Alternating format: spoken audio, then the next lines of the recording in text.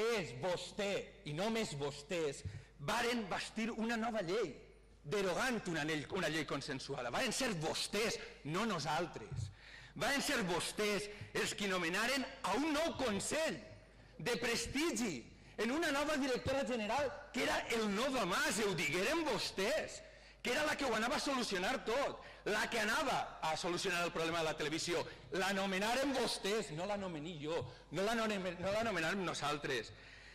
Vostès gastaren 800.000 euros dels valencians en Pricewaterhouse, en Garrigues, no vàrem ser nosaltres. Vostès aprovaren a soles, el fiasco del contracte programa.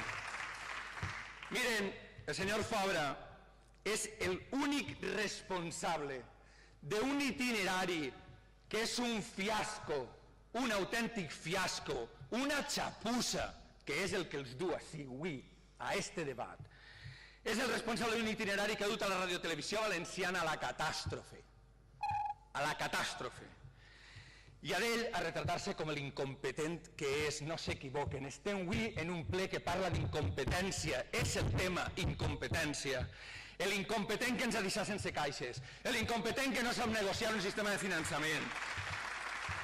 I després de fer totes aquestes malifetes, com diria qualsevol xiquet del meu poble, de cagar-la tant, després han dimitit.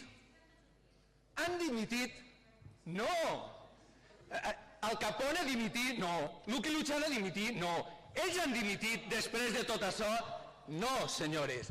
Parlen d'errors. Però parlen d'errors perquè confundeixen errar en robar, que du R's però no és exactament el mateix concepte.